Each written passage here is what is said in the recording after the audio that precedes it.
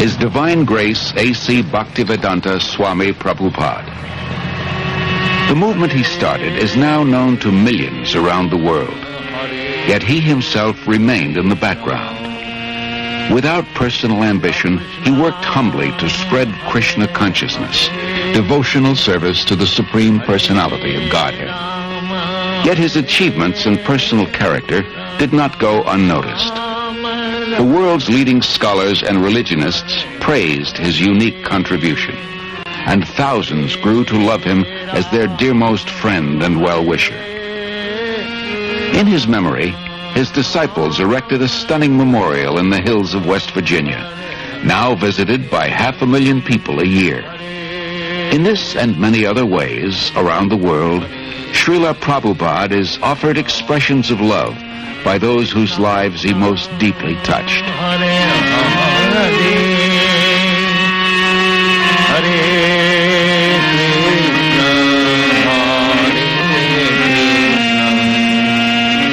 Krishna Krishna Hare Hare Hare Rama Hare. Always remember Krishna, God, and never forget him. This was the goal of the rich spiritual culture that flourished in India for thousands of years. Even today, Lord Krishna is remembered and glorified through monumental achievements in architecture, art, drama, music, dance, and philosophy. Calcutta, 1896, the capital of India, the crown jewel of the British Empire, an elegant city of wide avenues and spacious parks. It is here that Aboy Charanaravinda Bhaktivedanta Swami is born. A pure devotee of Krishna from birth, Aboy Charan is raised in a well-to-do mercantile family. From infancy, he goes with his father to the Radha Krishna temple, and at age 4, the child spontaneously begins worshipping similar deities in his home. When Aboy Charan hears of Ratha Yatra, a traditional festival in honor of Lord Krishna, it further inspires his natural devotion. With his father's help, every year he holds his own small celebration, drawing the neighborhood children into the festivities. At age 8, Aboy Charan enters the nearby Mati Lal Seal School. After graduation, he attends Scottish Churches College, one of the most respected in Calcutta. At the time, Mahatma Gandhi is organizing his countrymen in a nationwide boycott of everything British. Gandhiism is surging through India, uniting her in a massive non-cooperation movement. Sensitive to British subjugation of India's culture and people, Aboy Charan becomes an early supporter of Gandhi's movement. But 1922 marks a turning point in Aboy Charan's life. He meets Srila Bhaktisiddhanta Saraswati Goswami, the greatest devotee of Krishna of his time. Srila Bhaktisiddhanta belongs to the disciplic succession of spiritual masters extending back to Lord Krishna himself. He convinces Aboy Charan that Krishna's spiritual message transcends India's dependent position. Nothing is more important. He requests Aboy Charan to spread Krishna consciousness in the Western world. Aboy Charan hears and is deeply impressed. By this time, Aboy Charan has a growing family. He moves to Allahabad and starts a successful pharmacy. All the while, his spiritual master's words remain implanted in his heart. In 1933, he becomes a disciple of Srila Bhaktisiddhanta, who comments, "He will do everything in due time." 3 years later, Srila Bhaktisiddhanta leaves this world, after again requesting Aboy Charan to preach in English.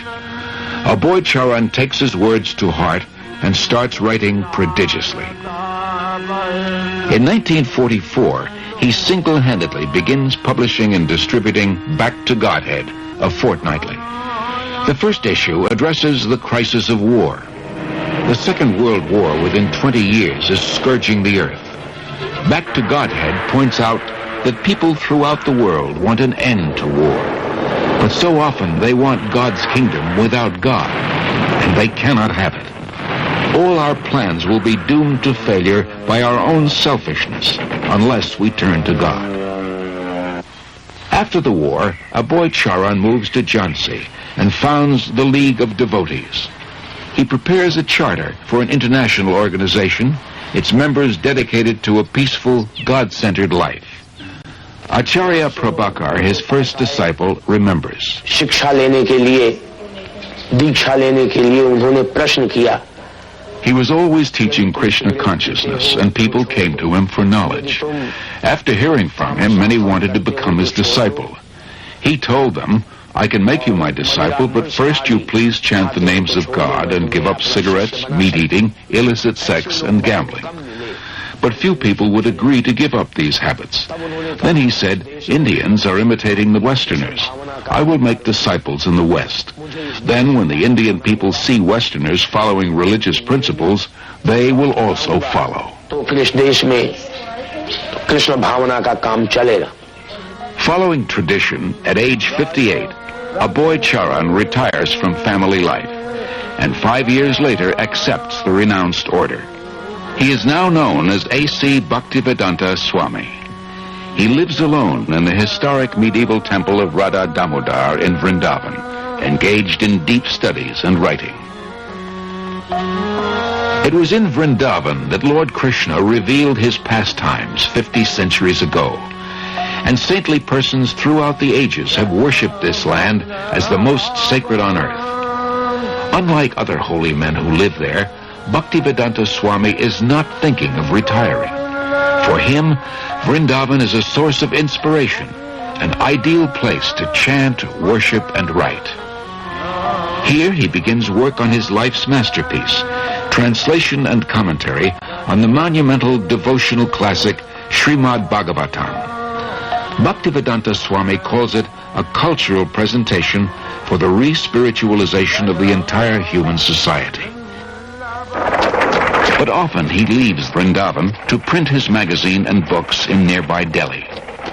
Traveling takes time and tolerance, but Bhaktivedanta Swami accepts it as part of his spiritual mission to broadcast devotional service to Lord Krishna.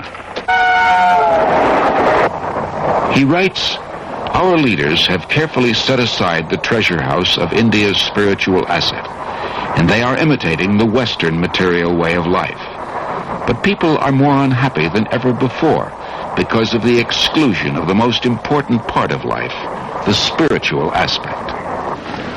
In Delhi, Bhaktivedanta Swami personally distributes copies of Back to Godhead, and with small donations, struggles to maintain the publication. He regularly sees Surendra Kumar Jain, a printer. It was somewhere in the month of February 1956 that I first met Prabhupada. He came to my press for getting the magazine printed, Back to Godhead. I found that it was not very easy for him to collect money. He would come to the press practically every day, and after the printing was done, he would do everything himself. But he was a dedicated person, a very committed person. And at the times when he was not in a position to pay the bills, I would ask him, why are you running this? Why don't you stop it? He would say, no, it is my mission. And one day Surendra Kumar will see that I will succeed in my mission. By 1964, Bhaktivedanta Swami completes 3 volumes of Srimad Bhagavatam. Prime Minister Lal Bahadur Shastri lauds his accomplishment and recommends his books for placement in India's public libraries. Sumati Morarji, chairman of the Scindia Steamship Company, gives contributions for printing Bhaktivedanta Swami's books and arranges for his passage to America. And he used to come every evening. And one day he said that he would like to go to America. I was surprised. I said, Swamiji, don't go there. You are too old to go, and it will be too cold for you. But still he insisted. So I said, all right. So I made arrangement for him to go by Jaladuta. On way, while he was passing through Suez, that day was Lord Krishna's birthday, and he gathered all the people on board the ship, all the crew members, officers, and recited some shloka, and then some prasad was distributed to them and all that. Bhaktivedanta Swami, a lone mendicant, 70 years old, traveling halfway across the world. His only resources, the message he carries and his unflinching faith. The voyage on the Jaladuta proves a great trial. Bhaktivedanta Swami endures seasickness and then suffers severe chest pains. In 2 days he has 2 heart attacks. If another comes, he thinks he will surely not survive. But gradually he recovers. He writes, "I feel today better, but I am feeling separation from Vrindavan. I have no qualification, but I have taken up the risk just to carry out the order of my spiritual master." September 17th, 1965. The Jaladuta arrives in Boston Harbor. On board, Bhaktivedanta Swami writes, "My dear Lord Krishna, you are so kind upon this useless soul, but I do not know why you have brought me here. Most of the population here is absorbed in material life. How will I make them understand your message? I can simply repeat your words, and if you like, you can make my power of speaking suitable for their understanding. I have no devotion, nor do I have any knowledge, but I have strong faith in the holy name of Krishna. I have been designated as Bhaktivedanta, devotion with knowledge, and now, if you like, you can fulfill the real purport of Bhaktivedanta. Signed, the most unfortunate, insignificant beggar, A.C. Bhaktivedanta Swami." Bhaktivedanta Swami first stays in Butler, Pennsylvania, in the home of a friend's son, Gopal Agarwal, and his wife Sally. The Swami was a friend of my husband's father, Mr. Agarwal, in Agra, India. And he asked me to sponsor the Swami, and that's what I did. And that's why he came to our house in the middle of the night one night. He stayed with us for a month in Butler. And I learned, over the time, I learned to love him as I would a father-in-law. He was a very sensitive and kindly type of person. He was indeed one of the most unusual men I've ever known in my life. The Swami came with so few possessions. He came with the clothes he had on his back. He had a typewriter, and he had his books. And he had a bag of cereal. Imagine coming to a country on the other side of the world with so little, and yet he came with so much in himself. The Swami brought a pan with him in which he cooked his food, and in fact cooked our lunch too. Our little boy was only 6 months old when he came, and the Swami was there when Bridge first stood, and he laughed and laughed to see him stand up. When he laughed, he was just oceanic. He just seemed to take in the entire universe when he laughed, and he laughed a lot. I enjoyed my association for that 1 month with him about as much as I've enjoyed anything in my life. Although comfortable in Butler, Bhaktivedanta Swami thought the most important philosophy in the world, Krishna consciousness, should be spread in one of the most important cities in the world, New York. He moves to 100 West 72nd Street. 3 months later, his typewriter and tape recorder for translating are stolen. Bhaktivedanta Swami later said, "I came to America risking my life. I was physically unfit and at the fag end of my days. Sometimes I did not know where to live, nor was I used to the severe cold. Seemingly I was alone for 1 year, but I never felt alone. I always felt the presence of my spiritual master, so I did not lose my enthusiasm, despite all difficulties." Bhaktivedanta Swami arrived in America during a decade of discontent. There's widespread dissatisfaction with America's war in Vietnam, and with what some consider her racist, exploitative dealings at home and abroad. Disillusioned by the establishment, the youth create a counterculture of their own. Around the time Bhaktivedanta Swami came, waves of Americans are breaking away from the status quo, searching for an alternative. For a short time, Bhaktivedanta Swami lives in the Bowery in a loft given by a friend. Mukunda Goswami, who was attending his classes at this time, tells of their first meeting. He wore very thick glasses and had a big Sanskrit book spread out before him. His voice was very deep and resonant. He spoke with great authority, and the Sanskrit shlokas he spoke were very beautiful, very melodious. He was obviously a very distinguished scholar, and I became very curious, almost astonished as to how someone of his stature, he looked very much like an aristocrat, could be living and residing in the Bowery, the Skid Row of New York. And afterwards I approached him to speak. I was standing and he was sitting on his small dais, so he was looking up at me, and he had the look of a very happy, innocent young child. And I could see that he actually had all the time in the world for me. He wasn't short of time. I asked questions, he would answer. Then after some time, he moved to a somewhat better neighborhood on 2nd Avenue. We helped him rent a small storefront there, and he had an apartment in the back. And within a few weeks' time, this little storefront on 2nd Avenue, on the Lower East Side of New York, which was then populated by thousands of young hippies, had been transformed into a beautiful Krishna temple. Allen Ginsberg, I remember, began to come at that time.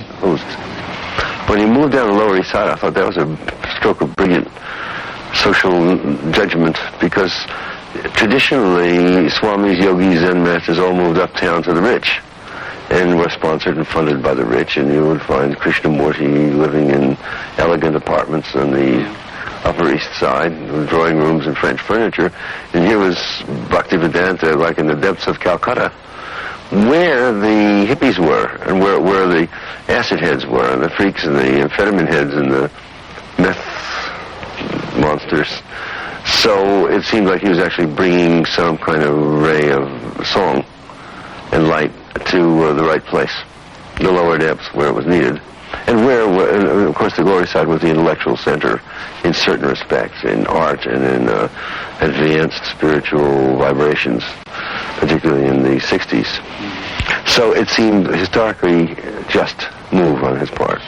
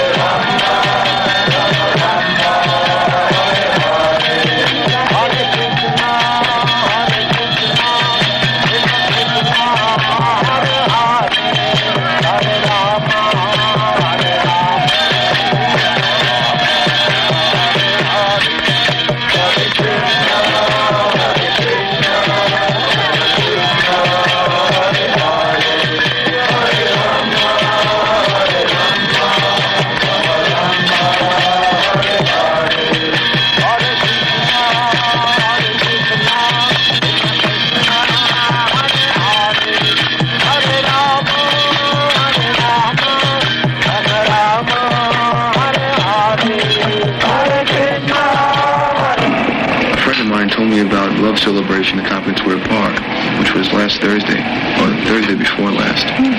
And I knew I had been seeking a guru for a while. So Krishna sent me there, and I was there. And after meeting some of the initiates, I knew that the Swami really had to be into something. I came here in America in September 1965. I was wandering in the street, and some of the boys saw me, and gradually they came to me. My mission is to preach the philosophy of Lord Chaitanya, chanting Hare Krishna, Krishna Krishna, Hare Hare, Hare Rama, Rama Rama, Hare Hare. This transcendental vibration will cleanse the dirty things of the mind. It doesn't matter what he is. This transcendental vibration is equally appealing to everyone without any question of language, nationality, creed or caste, because it is coming forth from the depth of the soul. Krishna was all along preparing something, Bhaktivedanta Swami later wrote, and he brought you to me one by one, sincere boys and girls, to be trained in Krishna consciousness. Now I can see that it is a miracle. Otherwise, one old man with only a few books to sell for barely getting food, how could he survive? What to speak of introducing a God-conscious movement in a materialistic society? For Bhaktivedanta Swami, these are happy days. Singing and speaking with the vigor of a young man, he brings the Hare Krishna movement into the public eye by chanting in the parks, by distributing Back to Godhead magazine, by holding free Sunday love feasts. Many are attracted. His hopes for the future expand without limit. The Hare Krishna movement has taken root.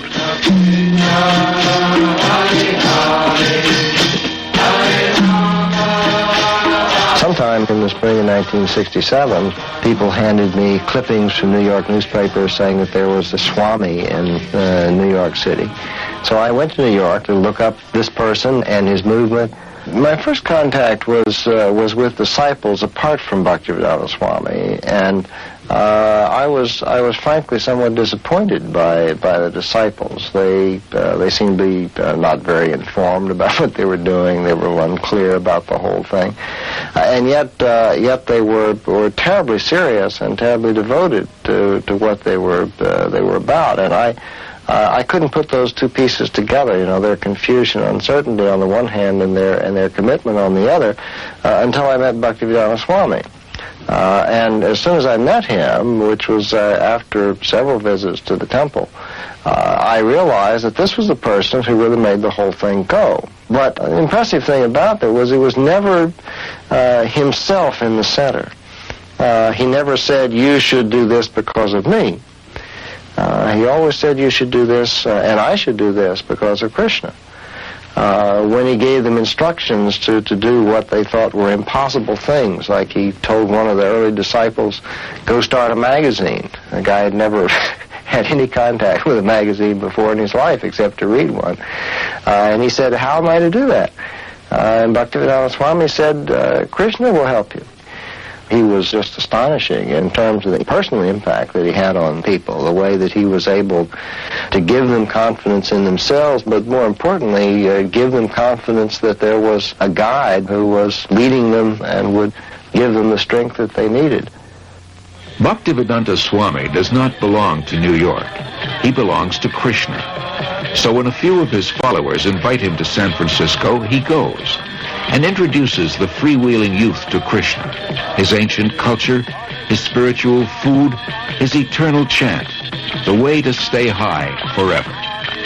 In the heart of the hippie movement, Haight-Ashbury, Golden Gate Park, and in the hearts of the hippies, the Hare Krishna mantra resounds with unimagined potency.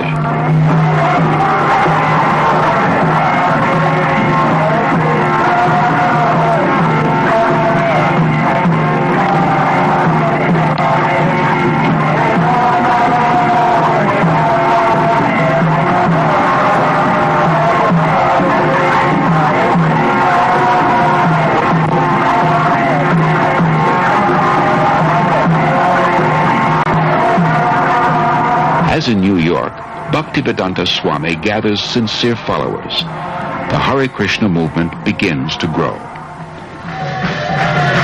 Bhaktivedanta Swami becomes respectfully known as Prabhupada, meaning one at whose feet the masters sit.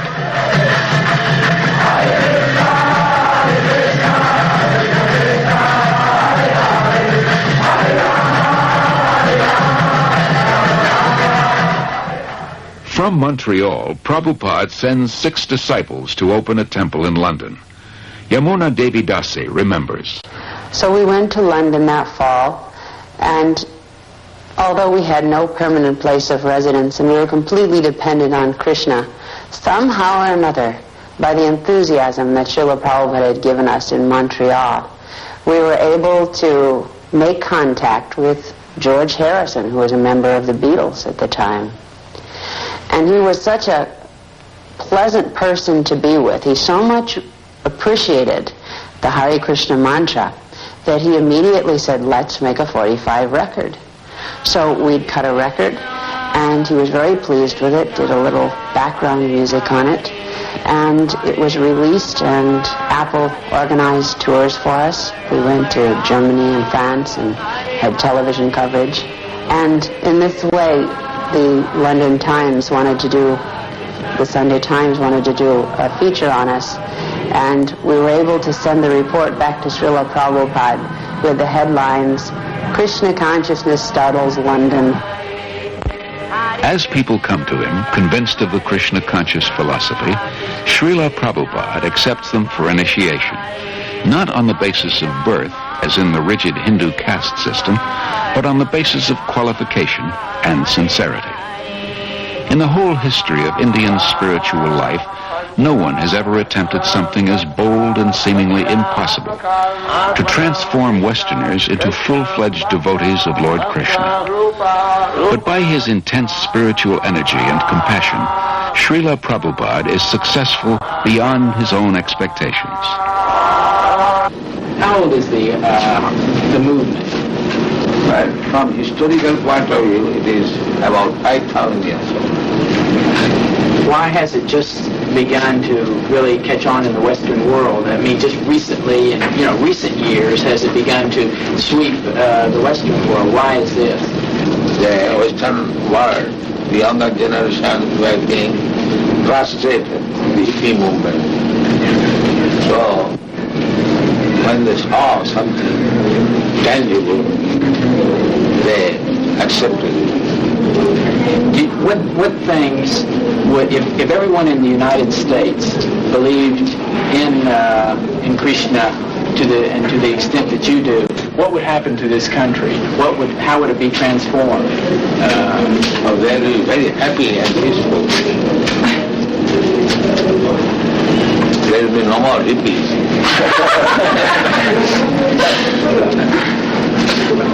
What would you describe as a hippie? Someone who smokes. You know better than me. Something extraordinary. The thing that really inspired me the most about Srila Prabhupada was his complete dedication to his devotees. The thing that Prabhupada liked the best was to be with his disciples. It wasn't that he took on large amounts of disciples and then sat back and then just pushed them to do this and that and the other for himself. He did more for us than we ever did for him. And traveling with him personally, I got to see what a tremendous sacrifice he made for us. But even when he was ill, he would still preach. He would still be concerned. He would still be asking after how things were going in the society that he created, how were individual disciples doing. He always had time also to look to our personal needs. He was very concerned. Prabhupada wasn't aloof. All he really wanted was us to reciprocate the love that he gave to us. And if we reciprocated, he would give us more. So my personal experience with Srila Prabhupada was that I found in him a person that I could actually genuinely, fully give myself to. In Srila Prabhupada's eyes, Krishna consciousness is not an armchair philosophy or a part-time religion. It is a way of life, a transcendental culture that can end man's political, economic, and social problems. To realize his vision, Srila Prabhupada circles the globe 14 times in 12 years, inspiring his followers and discussing Krishna consciousness with all interested persons.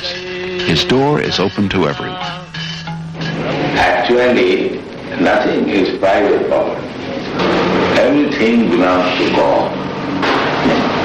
That we have stolen God's property and claiming my property. Then we are silly. The Englishman came here, but is that the property of the Englishman? It was there. America, it was there. And when everything will be finished, it will be there. In the middle we come and claim, it is my property and fight. To revive the Krishna conscious tradition in its full richness, Prabhupada envisions God-centered, self-sufficient farm communities based on the principle of plain living and high thinking. The first such community begins on 133 acres in the hills of West Virginia. Prabhupada calls it New Vrindavan, after Krishna's place of pastimes in India. In 1972, Srila Prabhupada begins a Krishna-conscious primary school system in Dallas, Texas. Srila Prabhupada very practically introduced a primary school system to teach children self-realization along with regular studies. This means that the Gurukul system is unique in that the educators are themselves free of vices. We could hardly find an institution where the faculty members are free of loose sexual relationships, intoxication, smoking, although they may have good credentials academically. That would be rare to find.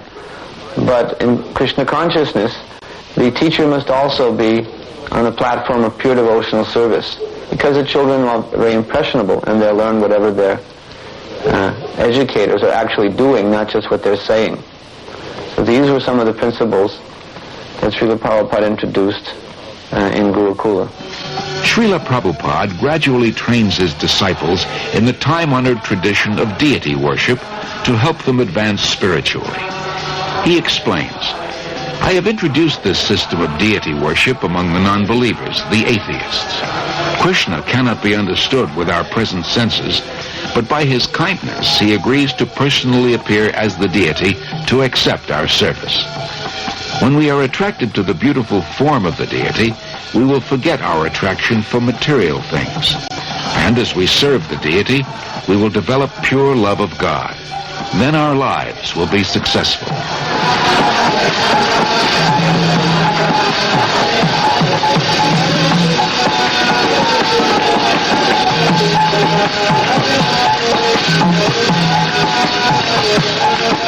In Melbourne, Australia, Srila Prabhupada worships Lord Chaitanya, a divine incarnation of Krishna.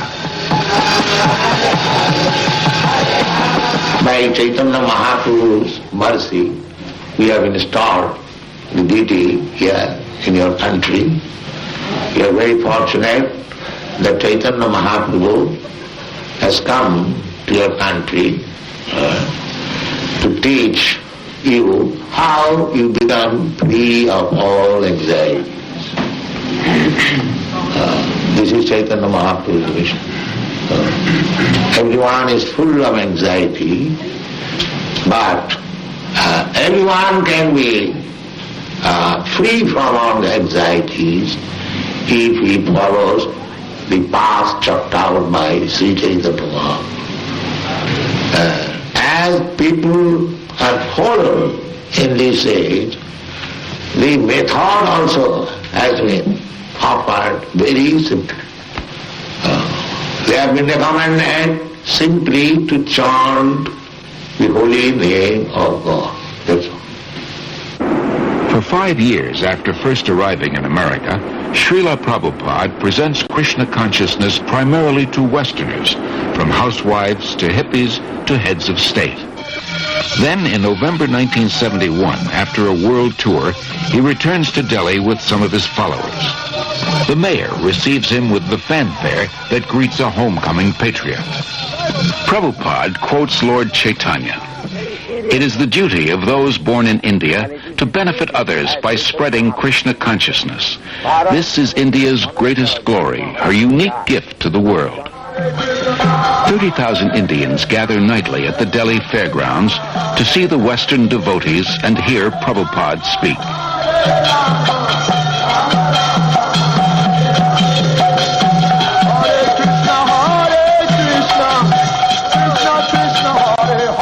To bring about this change in India, that the revival of Krishna consciousness, Prabhupada's plan was to bring his dancing white elephants. He told us that when I bring my Western disciples to India, they will all come to see my dancing white elephants, he said. So we were actually very fond of being Prabhupada's dancing white elephants. We took that as the special mercy of Prabhupada on us, that we could be his dancing white elephants and help him in any way we could to preach Krishna consciousness in India. Prabhupada was told by an astrologer in Navadip in West Bengal that when he saw Prabhupada's face, a photo of Prabhupada, he said, this man, he has the ability to make a house in which the whole world can live peacefully.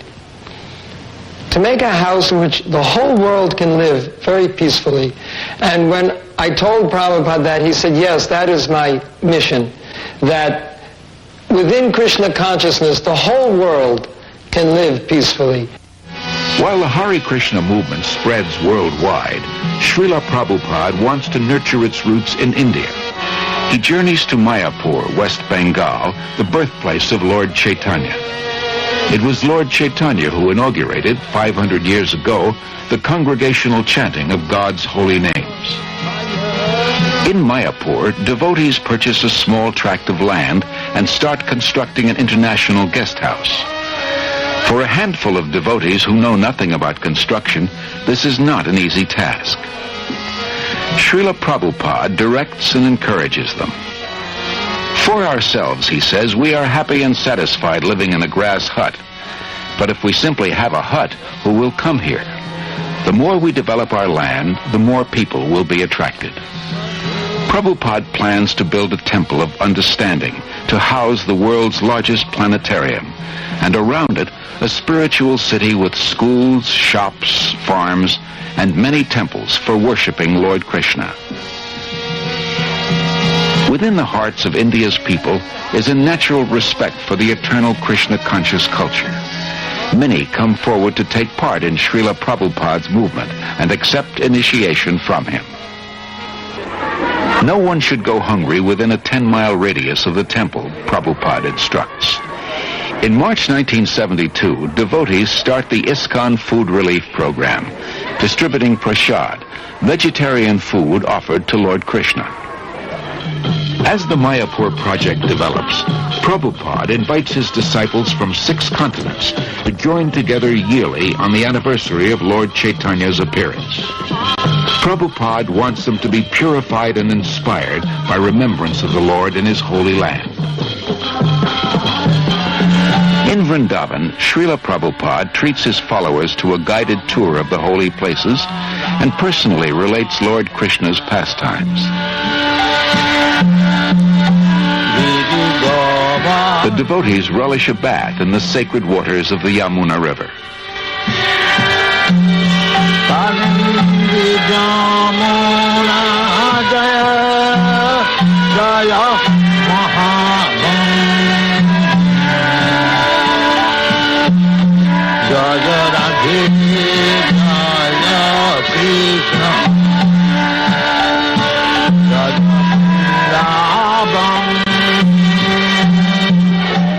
Prabhupada acquires land in Bombay, India's most cosmopolitan city. Although he has only a hut for a temple, Prabhupada envisions an international cultural center. His ambition is to give as many people as possible access to the nectar of transcendental life, whether through philosophy, service, or spiritual food, so that everyone can become happy, hopeful, and peaceful. Dr. N.D. Desai, a leading Bombay industrialist, recalls. From 1971 through 1977, I must have met Prabhupada many, many times. And each time I met Prabhupada, I would try to find fault with him. And even I would try to make him angry, or I once even tried to find out whether he was greedy. I just couldn't find any fault with him. And in fact, in matter of business life or daily life, we do try to see the weakness of the other person, and sometimes we try to, as a businessman, try to take advantage. But here was a person who just wouldn't become agitated. There was absolutely no lust in him. There was no greed in him. I couldn't see a spot of jealousy in him. And then I realized, after 6 years, that he was a very empowered, divine person. Gradually, Srila Prabhupada says, I am seeing all my dreams being fulfilled. In Bombay, a spacious marble temple, a theater, a restaurant, a library, and a twin-towered 7-story hotel. In Mayapur, the planned spiritual city develops. Hare Krishna, Hare Krishna, Krishna Krishna. In Vrindavan, the popular Krishna Balaram Temple, an international guest house, and a secondary school. Prabhupada sees his society grow into a worldwide confederation with more than 100 temples, restaurants, institutes, schools, and farm communities. 500 years ago, Lord Chaitanya predicted that one day the holy name of Krishna would be heard in every town and village of the world. By the mid-70s, Hare Krishna becomes a household word. When I first met the first Hare Krishnas, I can remember how surprised I was, and really I wondered what this meant. The costumes and the chanting and the shaved heads appeared a little strange, a little bizarre to me. But the more I came to know the movement, I came to find that there was a striking similarity in the essence of what they were teaching and saying, and in my understanding of the original core of Christianity. That is, living simply, not trying to accumulate worldly goods or profit, living with compassion toward all creatures, sharing, loving, and living joyfully. I am impressed with how much the teaching of one man in the spiritual tradition that he brought has impacted itself into the lives of so many people. So in my own view, his contribution is a very important one and will be a lasting one. As a child, Srila Prabhupada celebrated Rath Yatra near his home in Calcutta with his playmates. Years later, he is still celebrating the Rath Yatra festival, but now on the main streets of 20 large cities around the world, and with hundreds of thousands of disciples and guests.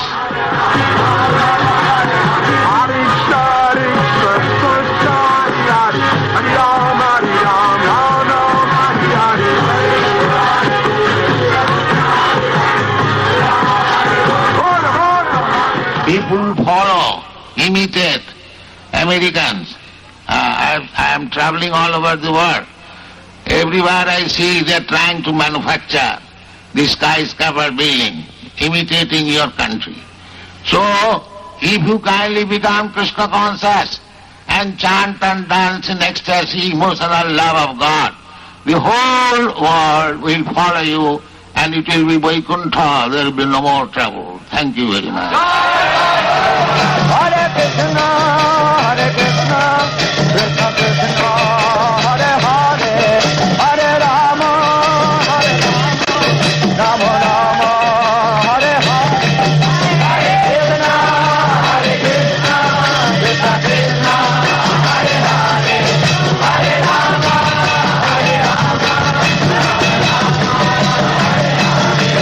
Hare Krishna, Hare Krishna, Krishna Krishna, Hare Hare, Hare Rama, Hare Rama, Rama Rama, Hare Hare, Hare Krishna, Hare Krishna, Krishna Hare Hare, Hare Rama, Hare Rama, Rama Rama.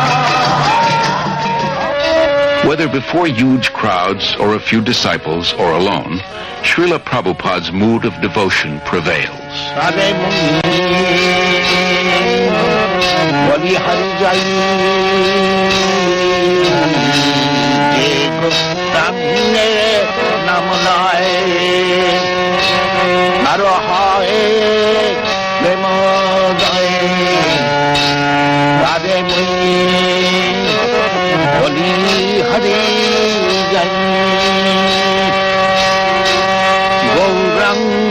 গুণেতে ঝুড়ে নিকলিয়া করে উড়ে গৌরাঙ্গ গুণেতে ঝুড়ে নিকলিয়া করে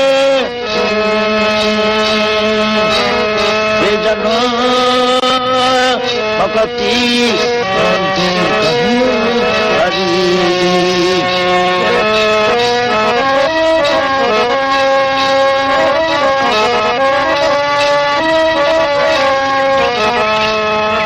Wherever in the world he happens to be, Srila Prabhupada follows a regular daily schedule. In the quietude of the early mornings, he goes out for lengthy strolls and shares intimate moments with a small group of students and guests. Rejecting superficial and dogmatic thinking, he carefully guides his students to increased insight and understanding. After his walk, Srila Prabhupada greets the deities of the Supreme. You may have $2 million, I may have $10, you may have $100. Everyone has got some riches. That is admitted. But nobody can say that I have got all the riches. That is not possible. If somebody can say that I have got all the riches, he is God. That is spoken by Krishna. Nobody has said in the history of the world. Krishna says, Bhoktaram Jaggadhamatham Sarvalokamahisram. I am the enjoyer of everything. And I am the proprietor of all the universe. Who can say that? That is God. In the afternoons, Prabhupada meets with guests, here in Los Angeles with scholars of religion. Your pride, your property, your family, your bank balance, your skyscraper building, all taken. Yes, finished. Go up. This is God. Now understand God. To believe and not believe, God will come one day. He will take your everything and get out. That is stated in the Bhagavad Gita. For those who are not believers in God, to them I come as death and take away everything. Finished. That one has to believe. Yes, as sure as death. Then God is here. So unless one is madman, he cannot say there is no God. Anyone who denies the existence of God is a madman. Prabhupada, wouldn't it be better to say he's blind, he's stupid? Yes, the same thing. Mad is the sum total of all stupidity. Festival takes place. Wherever Srila Prabhupada is, he continues to write prolifically. Rising long before dawn, he spends hours translating and commenting on original Sanskrit and Bengali texts. Sometimes they wash their hands and feet before entering the temple. His most significant contribution is his books. Srila Prabhupada sees 60 million distributed in 28 languages. Professors from dozens of major universities use them as standard texts and write appreciative reviews. He also did a very important work in introducing to the Western world for the first time the devotional philosophy of Sri Krishna Chaitanya. Not only did he introduce these texts, but he introduced them in a way that was quite different from the other translations that had been made. I'd read so many different translations, for example, of the Bhagavad Gita, which had all been interpreted from the impersonalist type of philosophy of the Advaita school. And here, you might say, for the first time was a truly devotional translation, a spiritual translation of the text, which I felt really came much closer to the true meaning and the purpose of the Bhagavad Gita. Established in 1972, the Bhaktivedanta Book Trust exclusively publishes Srila Prabhupada's works. It becomes the world's largest distributor of books in the field of Indian religion and philosophy. For Srila Prabhupada, the transcendental knowledge in these books forms the basis of the Hare Krishna movement, a movement prophesied to grow for the next 10,000 years. In 1977, despite his failing health, Srila Prabhupada continues traveling and teaching. February 1977, the world's largest pilgrimage, Kumbh Mela in Allahabad, India. Millions gather to bathe in the holy Ganges. Although physically weak, Srila Prabhupada attends. His disciples perform kirtan and distribute books and Back to Godhead magazines. Practically from the very beginning, Srila Prabhupada gave us notice that he would not always be with us. Of course, it was only a few months after he opened the storefront on 26th 2nd Avenue that he became very ill, and he had that heart attack or whatever it was, and it seemed even at that time that he might leave then. And he warned us. He said, I am an old man. I may leave at any moment. The notice is already given. 70 that has already passed. So Prabhupada was never under any illusion that he would remain forever in this world with us. But he said, my instruction will remain. And he trained us from the very beginning to follow his instruction and to use our individuality to execute his instruction for the glorification of Krishna. Although his illness steadily worsens, Srila Prabhupada speaks nightly at a program in Bombay. In May, he journeys to Rishikesh at the foot of the Himalayas to try to regain his health. There he continues to instruct his intimate disciples. Then in October, Srila Prabhupada returns to his old home Vrindavan to spend his final days. Even though he is physically incapacitated, Srila Prabhupada's intellect remains clear. He continues dictating translations and comments on his life's work, Srimad Bhagavatam, until days before he departs from this world. Everything is active, moving by the supreme desire of ISKCON. This consciousness is Krishna consciousness. November 14th, 1977, His Divine Grace A.C. Bhaktivedanta Swami Prabhupada passes on.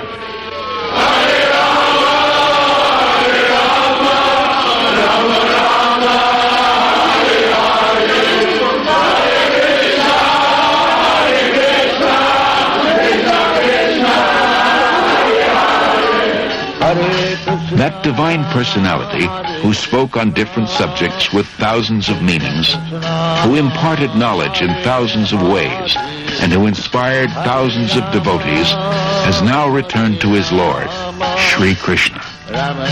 Being kind to his devotees, Lord Krishna gave them the association of Srila Prabhupada. Being independent in his desires, the Lord has now broken that association. Yet Srila Prabhupada remains. He lives forever in his teachings, and he lives forever in the hearts of his followers as their ever well-wisher.